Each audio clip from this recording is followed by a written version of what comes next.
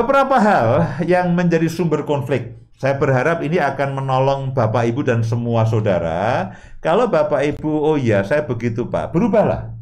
Ya, yang pertama adalah merasa diri benar. Ya, kalau orang itu merasa benar, berarti dia mengatakan pasangan saya salah. Nah, itu hati kita sempit.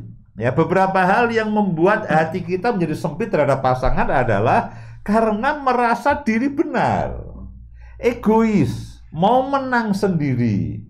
Nah, di dalam kehidupan keluarga, berkali-kali saya katakan, tidak ada yang menang, tidak ada yang kalah. Ya. Kalau saya mengalah dan menyesuaikan diri dengan Bu Indah, bukan berarti saya kalah, Bu Indah menang, bukan. Justru saya ingin menyenangkan Bu Indah dengan apa? Menyesuaikan keinginan saya dengan keinginan dia.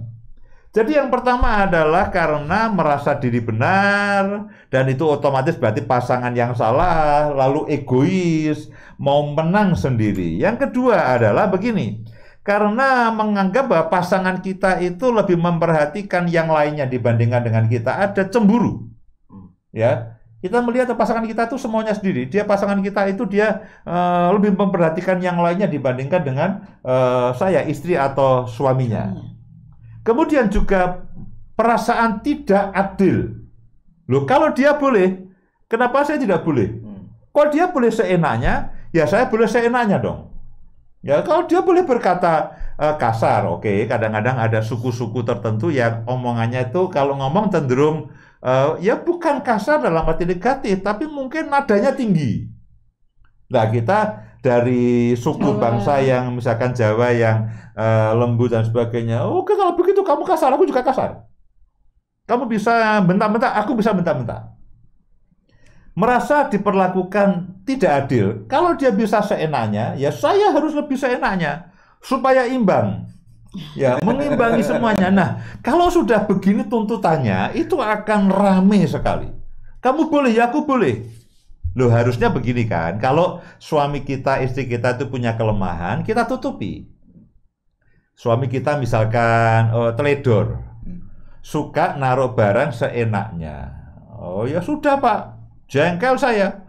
Dia naruh barang seenaknya, naruh kunci mobil seenaknya, saya lempar sepatu saya seenaknya juga. Loh, bukan begitu solusinya. Oke, suamiku seenaknya, kalau begitu aku harus memperhatikan barang-barangnya dia.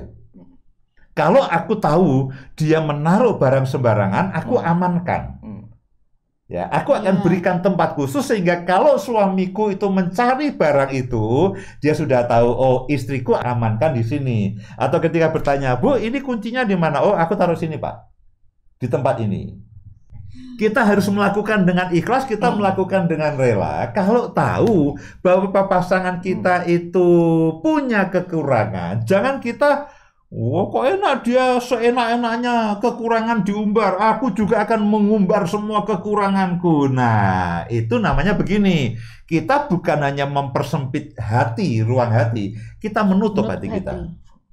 Kita menutup hati kita untuk suami kita menutup hati kita untuk istri kita. Nah, kalau sudah begitu, konflik tidak akan berhenti. Nanti urusan gelas, urusan piring, urusan makan, urusan minum, urusan anak, apa dan sebagainya akan menjadi sumber konflik. Karena hatinya sudah tertutup satu dengan yang lainnya. Kemudian apalagi? Apalagi yang membuat ruang dalam hati kita itu sempit. Tidak mau mengampuni atau tidak mau melupakan kesalahan yang sudah-sudah.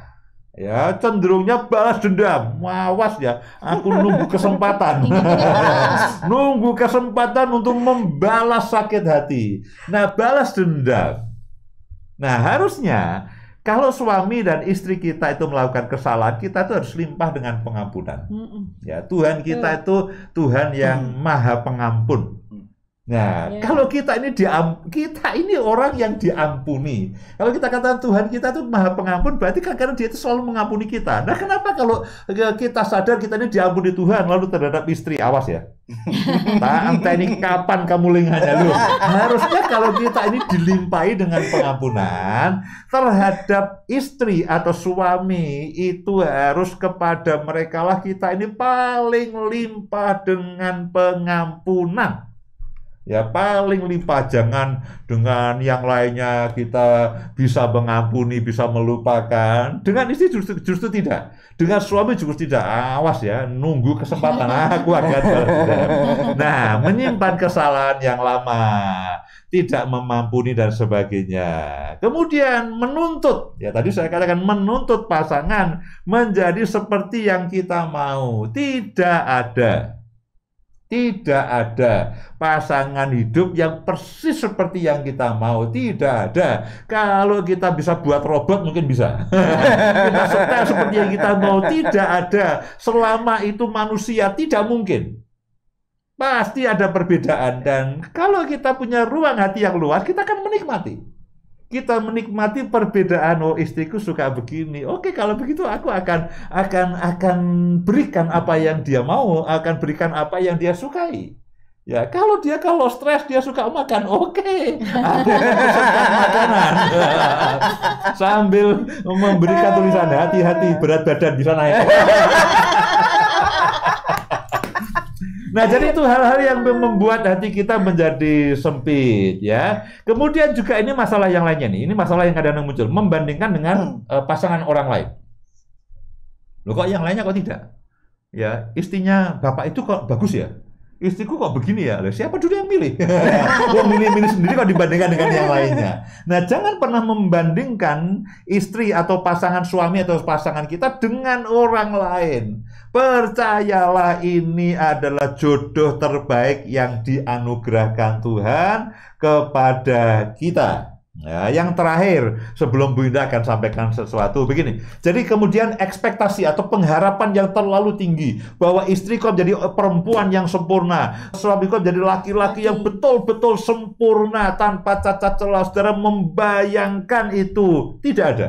Ketidaksempurnaan pasangan kita harus kita tutupi, ya, dengan kelebihan kita, dengan pemahaman kita, dengan pemakluman kita. Ya, kalau katakanlah istri kita, ya, atau suami kita tidak rapi hidupnya, oke, saya akan tutupi. Saya akan tingkatkan kerapian saya untuk menolong, bukan untuk menghukum, untuk menolong ketidakrapian suami saya. Dia kalau pakai pakaian itu tidak pernah disetrika. Oke, saya tahu jam 8 dia akan pergi. Kalau begitu jam 7 saya akan setrikakan. Sehingga ketika suami pakai itu sudah rapi. Jangan dia sudah biarin Pak, lungset, nggak usah dia. Jadi kita tuh arahnya itu ya.